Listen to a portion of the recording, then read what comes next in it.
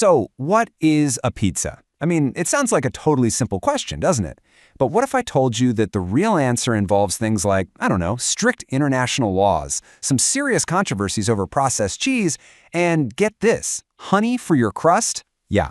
The definition of pizza is this incredibly delicious, really passionate, and way more complex debate than you'd ever think. So, let's get into it. Our journey really starts with this memorable quote: "Pizza is like sex. Even when it's bad, it's still pretty good." And you know what? That pretty much sets the stage perfectly. Pizza has this universal appeal, but its real beauty, and honestly the source of all the arguments, is in its endless variations. All right, so to really get into this debate, we have to start at the very beginning. Before we jump into some of the wildest creations out there, let's establish the benchmark, the original blueprint that all other pizzas are kind of judged against. And here it is.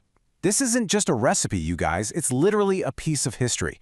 The Neapolitan pizza was born out of pure necessity back in 1700s Naples. It was a simple, cheap meal for workers. The famous Margherita style, that was supposedly created to honor a queen, and today it actually has a protected status with the EU. That means there are official, super strict rules you have to follow to call your pizza a true Neapolitan. This is our ground zero. But what happens when this very carefully protected dish crosses the Atlantic? Well, when Italian immigrants brought pizza over to the United States, everything changed. The rules were basically thrown out the window, and pizza began this radical transformation. And here we see the first major shift. On one side, you have the traditional Neapolitan. On the other, its most famous descendant, the New York slice. It's bigger, it's way cheesier, and it's built to be folded and eaten while you're walking down the street. The city of New York itself actually reshaped pizza into something completely new. It's all about adaptation. And after New York, man, the floodgates just opened. This timeline shows you just how fast pizza evolved. In the 20s, you get Connecticut's New Haven style. They call it a pizza, made in a coal oven. Then by the 40s, Detroit was using actual auto parts pans to create that incredible crispy cheesy crust, while Chicago invented a pizza so thick it was basically a pie. Then in the 50s, Greek immigrants in New England created a version that was almost pan-fried. I mean, 4 different decades, 4 completely different pizzas. Now, let's zoom in on Chicago for a second, because this city has its own internal pizza war going on. When you hear Chicago style, you're probably picturing that deep dish pie on the left, right? Well, a lot of locals will tell you that's for the tourists. They're much more likely to be eating tavern-style pizza, a super thin, crispy pizza cut into little squares, just perfect for sharing. And that divide right there just goes to show you that even a single city can't agree on what its own pizza really is. Okay, we've seen some regional differences, but now we're entering some strange new territory. This is where the debate gets really heated, as we look at styles that push the very definition of what a pizza is to its absolute limits. So let's start with a foundational question. We've seen different cheeses so far, right? Like pecorino. But what happens when you just abandon traditional cheese altogether? You get St. Louis-style pizza. Now, 2 things make this one controversial. First, a crust so thin and unleavened it's more like a cracker. And second, the use of Provel, which is a processed cheese blend that is absolutely beloved in St. Louis and pretty baffling to just about everyone else.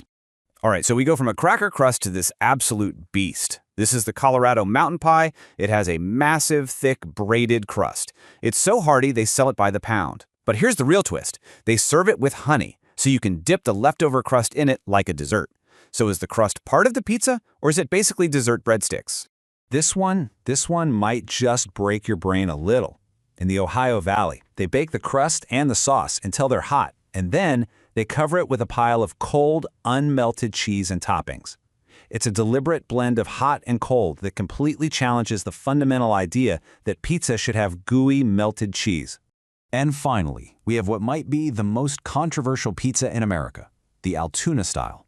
Okay, so it's a thick Sicilian-style dough, which is normal enough, but it's topped with salami, bell peppers, and a layer of melted yellow American cheese, or yes, even Velveeta. For a lot of people, this is the line in the sand. But listen, this story doesn't just belong to Italy or America. The reimagining of pizza is a truly global phenomenon. Let's take a quick trip around the world to see how other cultures have made this culinary canvas their own. Over in Turkey, there's lahmacun. It's a thin, round flatbread with a spiced meat and vegetable topping. It looks a lot like a pizza, but here's the key difference. There is absolutely no cheese. Locals would not call it pizza, but you can't deny the resemblance. Head over to Spain and you'll find coca.